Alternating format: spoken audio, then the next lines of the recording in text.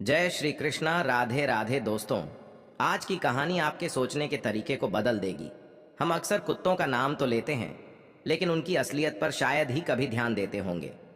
जब गुस्से में या मजाक करते हुए किसी को गाली देनी होती है, तो हम बिना सोचे समझे कुत्ते का नाम ले लेते हैं।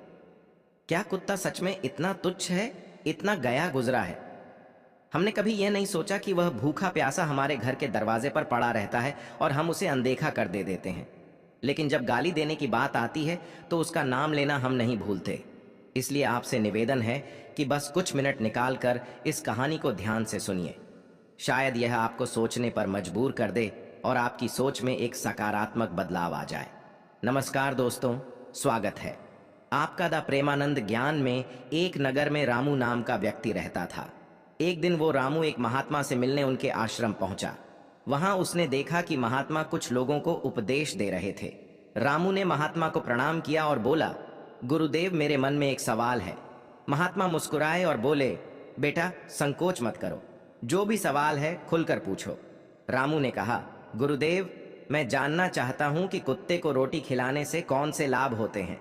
महात्मा ने मुस्कुराते हुए कहा, अगर लोग कुत्ते को रोटी खिलाने के फायदे जान ले तो उनका जीवन सुखमय हो जाएगा। कुत्ते को रोटी खिलाने से 8 बड़े लाभ होते हैं। जो इन फायदों को समझ लेता है उसे कभी दुखों का सामना नहीं करना पड़ता। महात्मा ने आगे कहा, बेटा एक कहानी सुनो। एक समय की बात है। एक भूखा प्यासा कुत्ता गांव के हर दरवाजे पर जाता, लेकिन कोई उसे रोटी का टुकड़ा तक नहीं देता। वह लाचार होकर इधर उधर भटकता रहता। एक दिन वह गांव के बाहर एक आश के आश्रम में पहुंचा।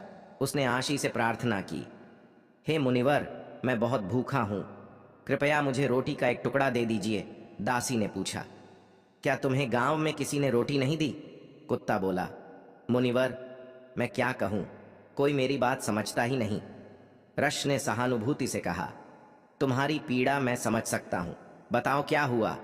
कुत्ते ने कहा, हमारे पास ना घर होता है ना कमाने का कोई साधन। हमें कड़े पहनने या पढ़ने लिखने का ज्ञान नहीं है। सर्दी गर्मी बरसात सब सहन करते हैं, लेकिन मुनिवर हम भी इंसानों की तरह भूख से तड़पते हैं, दर्द से कराहते हैं और दुख में रोते हैं। ईश्वर ने हमें वैसे ही बहुत कष्ट दिए हैं, फिर भी लोग हमें परेशान करने से बाज नहीं आते। हम आपकी तरह मनुष्य नहीं हैं, हम पराधीन जीव हैं। जब हमारा जन्म हुआ उस समय हमारी आंखें और कान बंद थे। हम यह नहीं कह सकते कि हमारे जन्म पर भी वैसा ही जश्न हुआ होगा जैसा आपके जन्म पर होता है। नाच गाना बाजे बजते हैं, खुशी मनाई जाती है। क्या हमारे जन्म पर भी किसी ने खुशी मनाई होगी? जब मैं पैदा हुआ तो मुझे लगा कि मैं किसी बड़े घर में आया हूँ, क्योंकि जिस जगह हम थे वह मुझे नरम और सुरक्षित लगी। लेकिन जब हमारी आंखें खुली तो मैंने देखा कि हमारी माँ, जिसे आप लोग कुतिया कहते हैं, हमें अपनी छाती से लगाकर एक पुराने कपड़े के ढेर पर लेटी थीं। हम 5 भाई थे, बाकी 4 भाई लाल और भूरे रंग के थे। मैं अकेला काले रंग का था। सबसे छोटा और कमजोर भी मैं ही था। हमारी माँ हमसे कम ही मिल पाती थी, क्योंकि उसे भी अपने भोजन का इंतजाम करना पड़ता था। अगर वह खुद भूखी रहती तो हमें दूध कैसे पिलाती? एक माँ होने के नाते वह हम पांचों का ख्याल रखती थी। वह बेचारी दिन भर भोजन की तलाश में इधर उधर भटकती थी, कभी मिल जाता कभी नहीं। रात में वह जाग कर गांव की रखवाली करती थी। कोई अनजान व्यक्ति गांव में घुसने की हिम्मत नहीं करता था। यहाँ तक कि दूसरे गांव के कुत्ते भी डर के मारे हमारे गांव में नहीं आते थे। अगर किसी किसान के खेत में जानवर घुसकर फसल नष्ट करने की कोशिश करते तो वह उन्हें दौड़कर भगा देती थी। इतना सब करने के बाद भी गांव के लोग हमारी माँ को भोजन तक नहीं देते थे। मजबूरी में उसे कभी कभी छीना झपट्टा करनी पड़ती थी। अगर लोग उसे ऐसा करते देख लेते तो लाठी डंडों से पीट कर भगा देते। कई बार तो बेचारी भूखी प्यासी ही रह जाती थी। हे मुनिवर, भूख तो हमें भी आपकी तरह ही लगती है। ऊपर से हमारी माँ को हमारी भी चिंता रहती थी। वह हमारी देखभाल के लिए हमेशा परेशान रहती थी। गांव वालों को देखकर भी उसका दिल नहीं पसीजता था। मजबूरी में वह चोरी से घरों में घुस जाती थी, और अगर कुछ खाने को मिल जाता तो वहीं खाकर अपनी भूख मिटाती थी। लेकिन कई बार लोग उसे ऐसा करते देख लेते तो लाठी डंडे लेकर उसके पीछे पड़ जाते। कुछ निर्दय लोग तो उसे घर में बंद करके पीटते भी थे। हमारी माँ का बुरा हाल कर देते थे। हे मुनिवर, हमारी माँ ने किसी का क्या बिगाड़ा था। उसने सिर्फ भूख मिटाने के लिए भोजन चुराया था। चोरी करने का उसे कोई शौक नहीं था, पर पापी पेट हमें यह सब करने के लिए मजबूर कर देता है। एक दिन की बात है, बहुत जोरदार बरसात हो रही थी। ओले गिर रहे थे और ठंडी हवा चल रही थी। उस कड़ाके की ठंड में ठिठुर कर हमारे 3 भाई मर गए। उस दिन हमारी माँ बहुत रोई थी, लेकिन मनुष्यों ने हमारी पीड़ा को नहीं समझा, क्योंकि उनके बच्चे थोड़े ही मरे थे। फिर वह कुत्ता कहता है, हे मुनिवर, अब हम सिर्फ 2 भाई रह गए थे। हमारी माँ हम दोनों की अच्छे से देखभाल करने लगी। एक दिन उसी गांव में एक सेठ के घर दावत थी। वहां कई तरह की मिठाइयां बन रही थीं। सेठ जी के घर बहुत से मेहमान आए हुए थे। हमारी माँ खाने की तलाश में बार बार वहां जाती थी, लेकिन लोग उसे दुत्कार कर भगा देते। किसी को उस पर इतना भी तरस नहीं आया कि उसे एक रोटी ही दे दें। एक रोटी देने से उनका क्या बिगड़ जाता। मेरी माँ बार बार सेठ जी के आंगन में जाती और दूर खड़ी खड़ी देखती रहती। जब दावत शुरू हुई और भोजन परोसा जाने लगा, तो वह भी वहीं जाकर पूंछ हिलाने लगी। तभी भोजन परोसने वाला आदमी किसी काम से भीतर चला गया।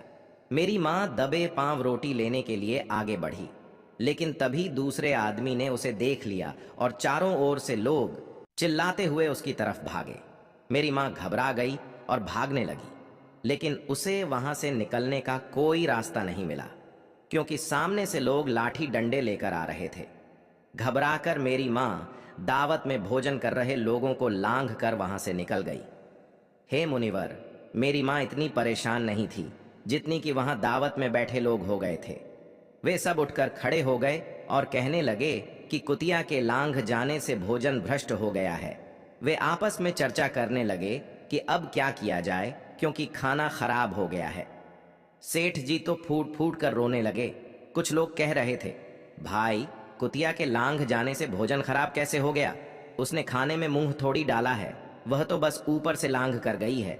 शहरों में लोग तो कुत्ते पालते हैं, उन्हें घर में सुलाते और खाना खिलाते हैं, इसमें कोई बुरी बात नहीं है। लेकिन उनमें से कुछ लोग बड़े घरों के थे और उनकी बातों ने किसी की नहीं चलने दी। वे कहने लगे, भोजन तो भ्रष्ट हो गया है, यह अब तो खाने लायक नहीं है।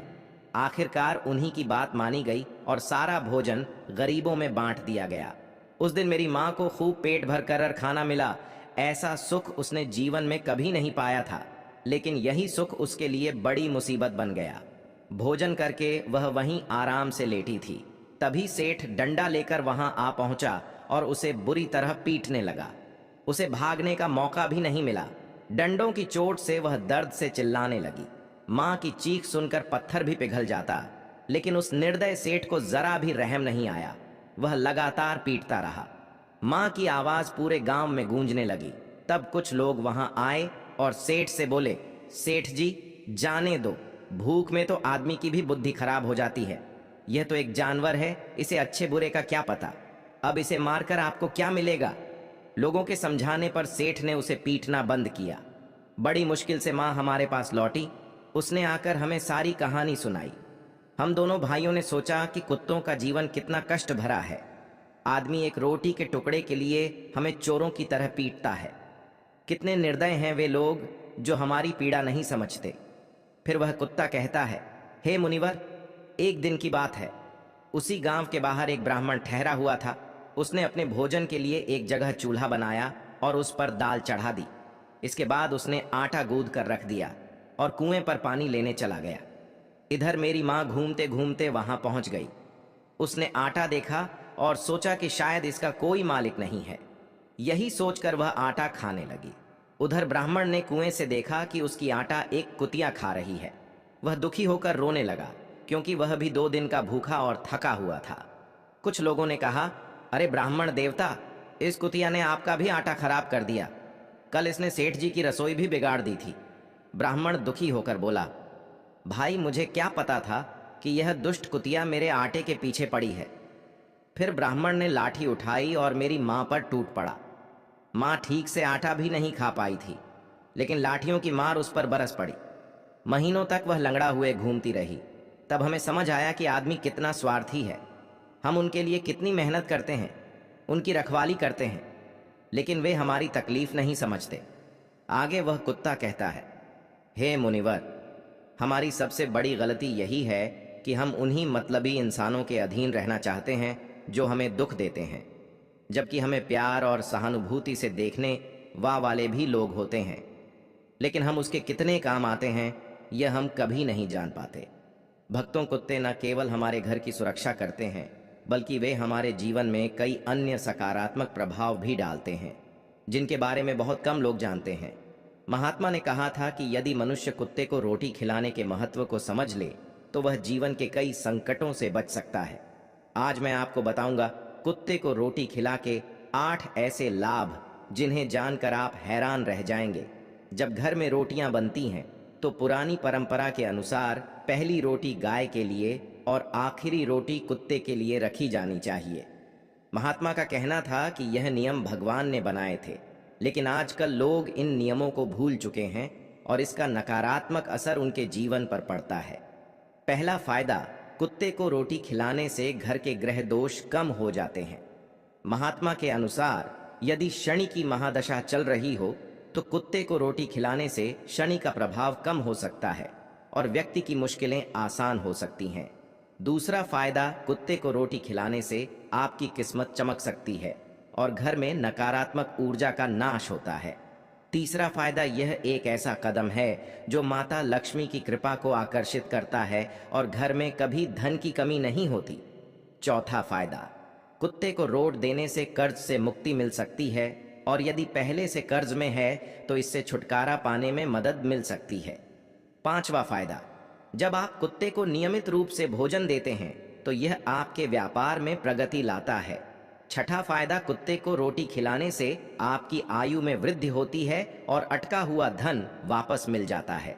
सातवां फायदा, कुत्ते को रोटी देने से आपके स्वास्थ्य में सुधार होता है, मानसिक स्थिति भी मजबूत रहे है और आप हमेशा ऊर्जावान महसूस करते हैं। आठवां फायदा, भगवान को सभी जीवों की चिंता रहती है, इसलिए जब आप कुत्ते को रोटी खिलाते हैं तो भगवान प्रसन्न होते हैं और उनके आशीर्वाद से आपका परिवार सुखी रहता है।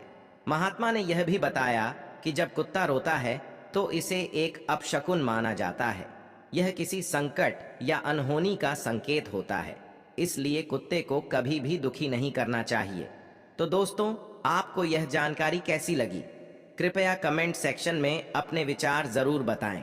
यदि यह जानकारी पसंद आई हो तो द प्रेमानंद ज्ञान चैनल को सब्सक्राइब करना ना भूलें।